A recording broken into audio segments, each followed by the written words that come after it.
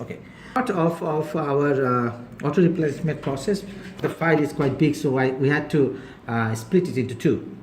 So let's say so far we have done the stock standard by specific article for several stores on a specific route. Now if we go to the sequential activities that we need to do the auto replenishment, we need to do some kind of a definition. We need to create the definition of route. Route is actually the place where your trucks are moving, or which are the stores, which are the area or district you want to focus on for this disbursement and distribution.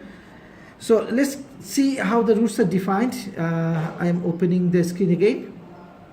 I could do the route menu.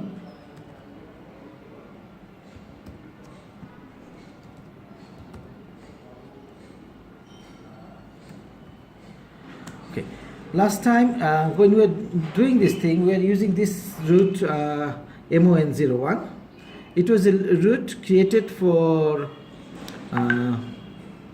Monday distribution. So let's say this route, that time I had 3 stores. I just have deleted one when I was doing the testing. So right now in that route I have 2 stores. A store Aeon Mall in Ho Chi Minh City North and Super Ho Chi Minh City Mall at Ho Chi Minh City North 2. These 2 stores, based on the priority, the distribution will happen. So let's go to the screen where we run the distribution process. So this is the last task as per our schedule.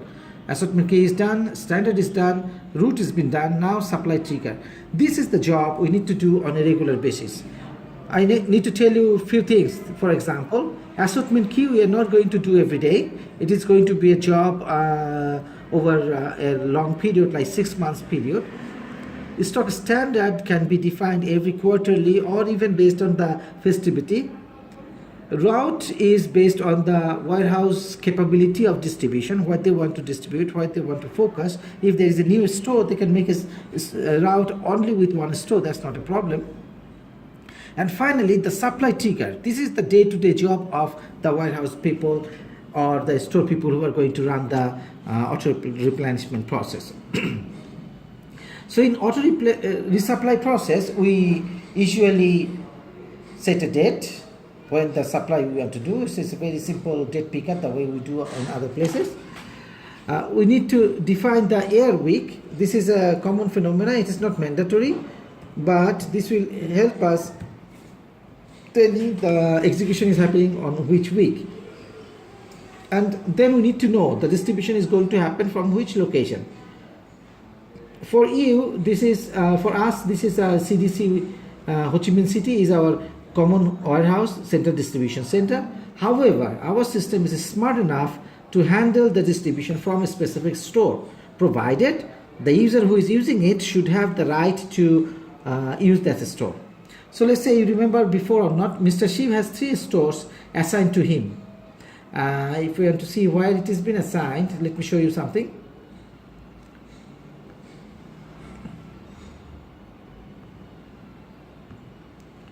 Okay, if I see my user Mr. Shiv is been assigned to 3 stores. If you see in details, these are the 3 stores: Super Ho Chi Minh City, Shamim store and CDC Ho Chi Minh.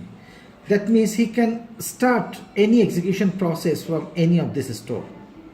He can send from here to other stores as a request, but he cannot do any execution from those stores at all. And when he sees his menu and he wants to define any store as warehouse, he can define only those stores he is having the right to work. So let's say from CDC he is going to distribute to the stores which belong to route MON01, and he is saying the minimum quantity of 1. It means if the request of distribution is less than 1, he is not going to raise any distribution. So let's run this thing. Okay, now we have run the auto replenishment process, and the auto replenishment actually creates some kind of dispatch request. It never executes the full process. It never updates any inventory of any party. it just creates the proposal. You know why? If some auto replenishment process, we just press the trigger, eventually if it updates the inventory, we will not have enough space to take other decision. It will be like totally based on the system.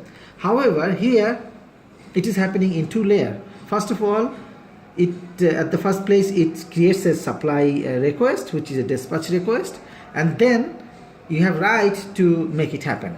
So let's see, two dispatches are created. Let's see what is there inside these dispatches.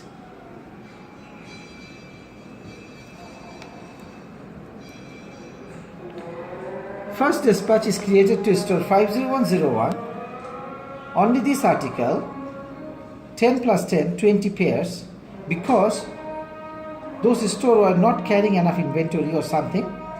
So those two articles are shipped there 100%. The same thing can happen to other stores also. So two suppliers created based on their stock requirement. Now what?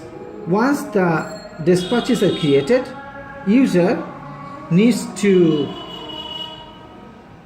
execute the dispatch by pressing the dispatched button. This dispatch button actually the one that approves the execution of the whole dispatch process.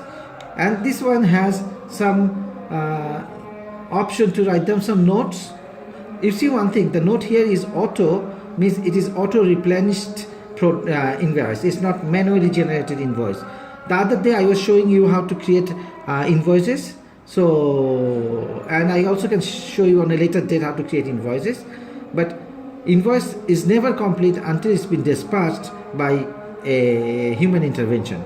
So I press the button dispatched. The system is asking you whether you are ready or not, are you sure or not. Once I'm done, this thing is not there anymore in the list. You see, that one is been dispatched. What does it mean is, in this day, from this warehouse, invoice number 1 is been dispatched already, which I can see only if I have the right from the warehouse, and if I have the menu dispatch final. Let's see if I have that. Yeah.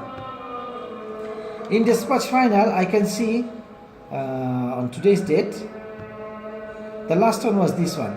So this is the invoice that got generated from warehouse to that store. You see one thing, we have created invoice through auto replenishment based on automatic calculation, where we considered the inventory, the one-way inventory, and the warehouse inventory, and finally the stock standard.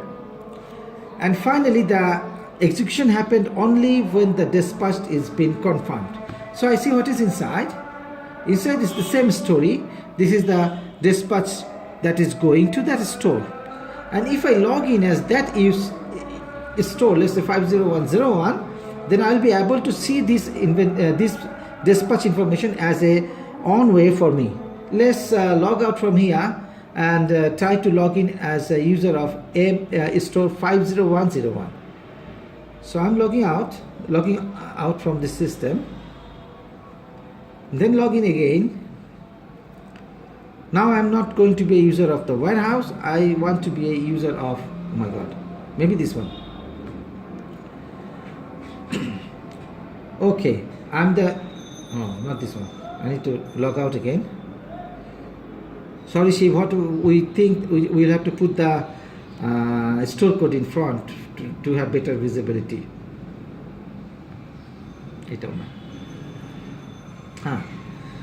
One good example here. The user of this system right now doesn't have the access to that store 50101. So let's give access to him. As an admin, I can do that.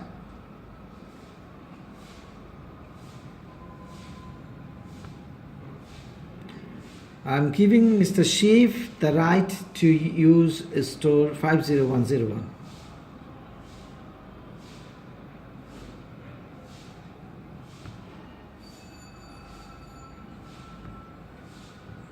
I think this one. Okay, I gave a lot of stores to him. Now let me log out and log in as 50101. Prior to doing that, I must see the store list I believe the store code should be there in front. I will tell my team to do that. 50101 belongs to Aon Mall. So we are going to log in as Aon Mall user.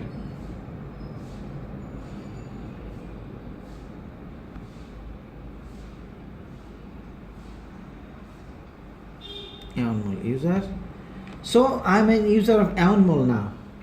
What I'm going to see here is in my supply that is waiting for my receiving, I can see that specific inventory, that invoice that was generated automatically by the warehouse people. Let's see where is my supply process. Sorry, it should be receiving, right?